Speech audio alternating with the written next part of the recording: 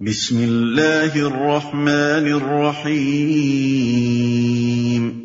شروع اللہ کے نام سے جو رحمان و رحیم ہے۔ الف لام را،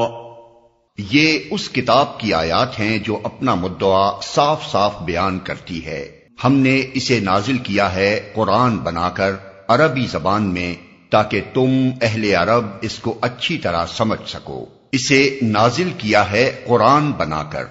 قرآن مصدر ہے قراء یقرأ سے، اس کے اصل معنی ہے پڑھنا۔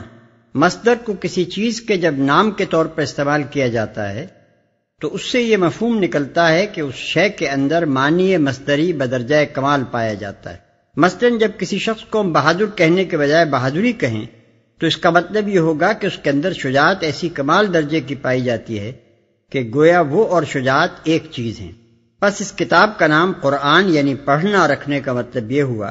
کہ یہ عام و خاص سب کے پڑھنے کے لیے ہے اور بکثرت پڑھی جانے والی چیز ہے، تاکہ تم اہل عرب اس کو اچھی طرح سمجھ سکو۔ اس کا مطلب یہ نہیں ہے کہ یہ کتاب مخصوص طور پر اہل عرب ہی کے لیے نازل کی گئی، بلکہ اس فقرے کا اصل مدعا یہ کہنا ہے کہ اے اہل عرب، تمہیں یہ باتیں کسی یونانی یا ایرانی زبان میں تو نہیں سنائی جا رہی ہیں، تمہاری اپنی زبان میں ہیں، لہذا تم نہ تو یہ عذر پیش کر سکتے ہو کہ یہ باتیں تو ہماری سمجھ ہی میں نہیں آتی، اور نہ یہی ممکن ہے کہ اس کتاب میں اعجاز کے جو پہلو ہیں جو اس کے کلام الہی ہونے کی شہادت دیتے ہیں وہ تمہاری نگاہوں سے پوشیدہ رہ جائیں۔ بعض لوگ قرآن مجید میں اس طرح کے فقرے دیکھ کر اعتراض پیش کرتے ہیں کہ یہ کتاب تو اہل عرب کے لیے ہے، غیر اہل عرب کے لیے نازل ہی نہیں کی گئی، پھر اسے تمام انسانوں کے لیے ہدایت کیسے کہا جا سکتا ہے؟ لیکن یہ محض ایک سرسری سا اعتراض ہے جو حقیقت کو سمجھنے کی کوشش کیے بغیر جڑ دیا جاتا ہے۔ انسانوں کی عام ہدایت کے لیے جو چیز بھی پیش کی جائے گی وہ بہرحال انسانی زبانوں میں سے کسی ایک زبان ہی میں پیش کی جائے گی،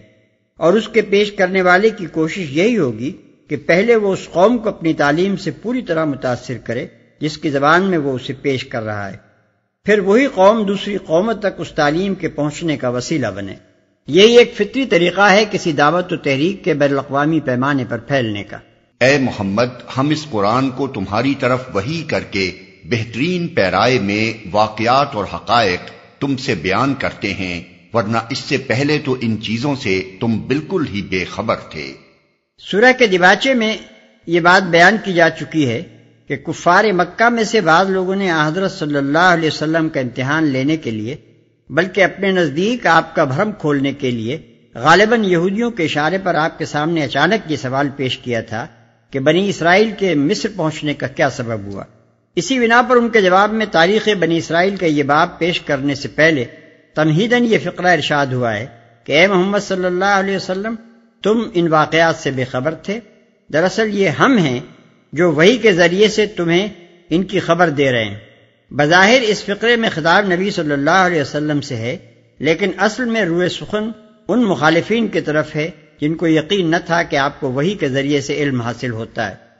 یہ اس وقت کا ذکر ہے جب یوسف نے اپنے باپ سے کہا، ابا جان، میں نے خواب دیکھا ہے کہ 11 ستارے ہیں اور سورج اور چاند ہیں اور وہ مجھے سجدہ کر رہے ہیں۔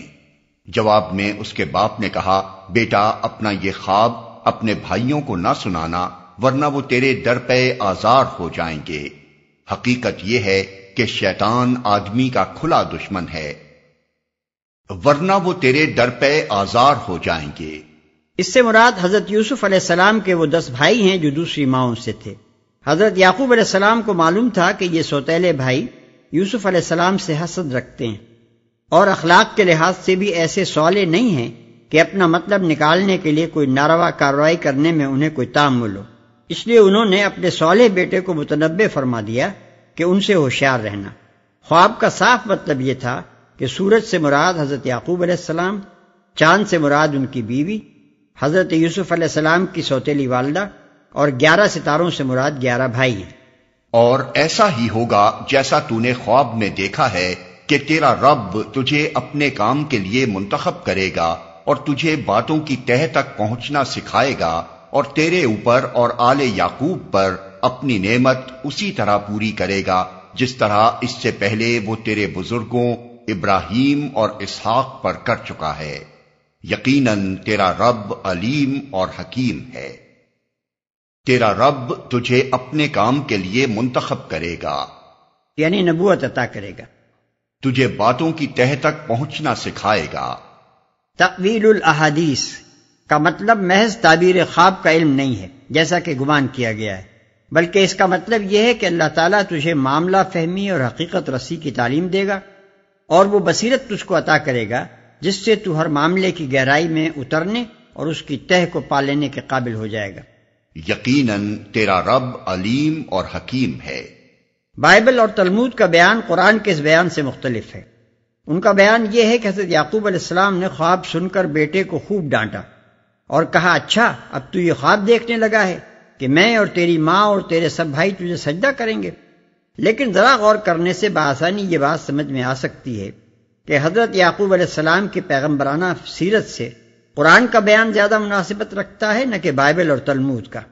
حضرت یوسف علیہ السلام نے خواب بیان کیا تھا، کوئی اپنی تمنا اور خواہش نہیں بیان کی تھی۔